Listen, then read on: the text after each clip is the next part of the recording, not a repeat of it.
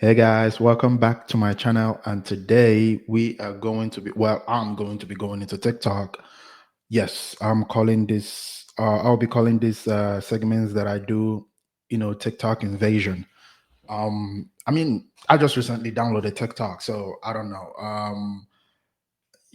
I never used it. But I hear there's a lot of a lot of women complaining about dating stories over there. So anyway, so I downloaded TikTok and we are going to be going over, horrible dating stories of women. They complain a lot, especially liberal women. So I hope it's fun. I hope it's fun for you guys. I hope it's fun for me. I've never done this before. Anyway, without further ado, let's just get into it. We listen and we don't judge. Storytime edition.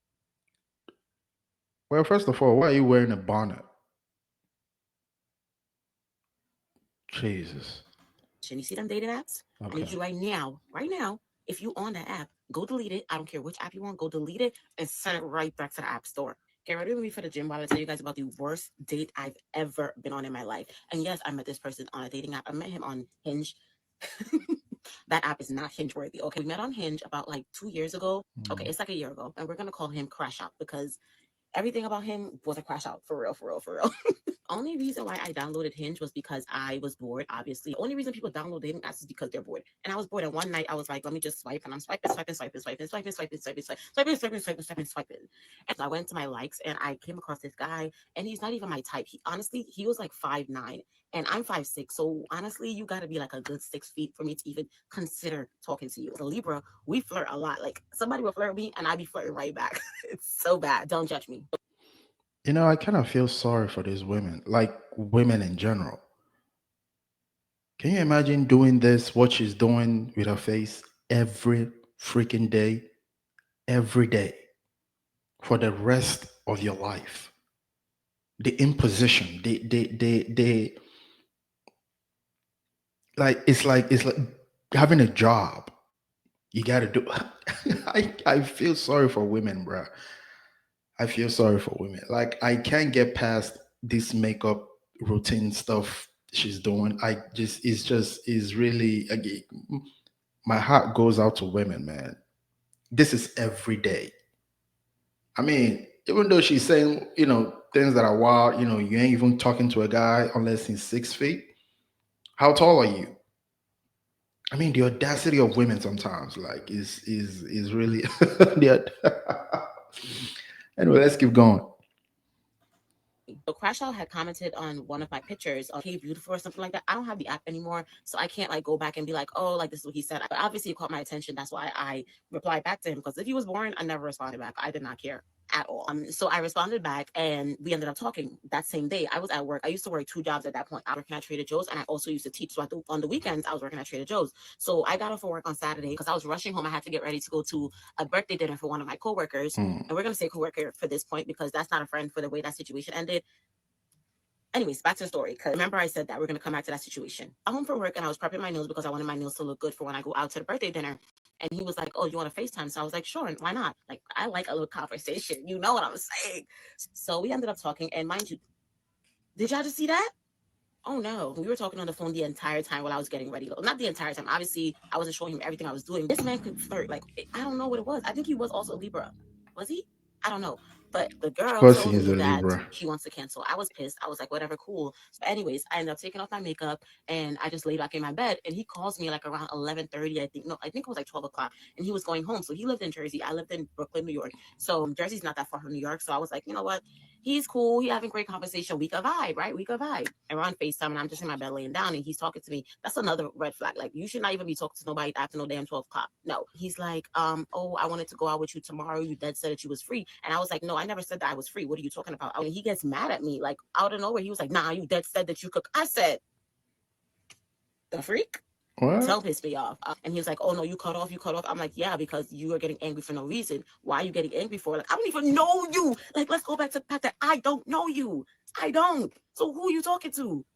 I was pissed at that point, but I was like, let me calm down. Let me hear him out. And then the next morning, he calls me back. At like 10:30 in the morning. I was at work at that point, but I was on break on the phone. And he was like, oh, yeah, I'm sorry about last night. He was a little bit tipsy. So that's why he was acting like that. I'm like, okay. Like, I already, my head was like, let this man go, let this man go, let this man go. But I don't know why I still continue to do it. Mind you, I'm gonna say it again. We listen and we don't judge. That Saturday, he did tell me that he wanted to plan a date with me. He wanted to plan to see me on Monday. Fast forward to Monday. He calls me and I'm at work, but I couldn't answer the phone. I'm with my kids. I'm teaching. I went to the break room and I called him back. And then I was just telling him about my day. And, he was very comforting, doing all the stuff that I would want somebody to do when I'm feeling down. I was very excited. Like I was thrilled to go on this date.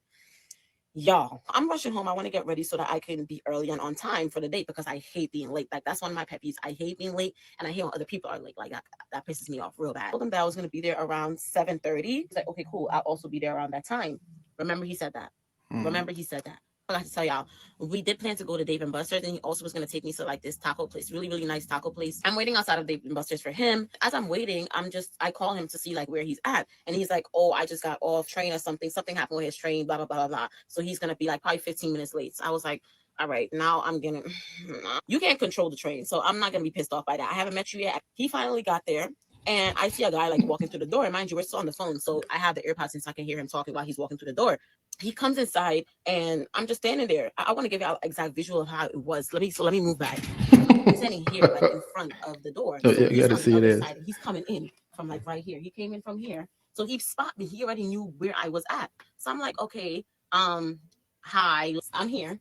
And he gives me a side hug. I said, excuse me, sir. I was like, what is that? What is that side hug? Like, what are you doing? He acted like he didn't see me twice. I was like, nah, now you about to piss me off. Like, I proceed to walk outside because there's no way that this man is gonna act like he don't freaking see me. Like, I didn't waste all my time coming all the way here for you to act like you don't see me. And you did it to me like not once, but twice. I didn't let you have it a third time because you're not gonna play in my face.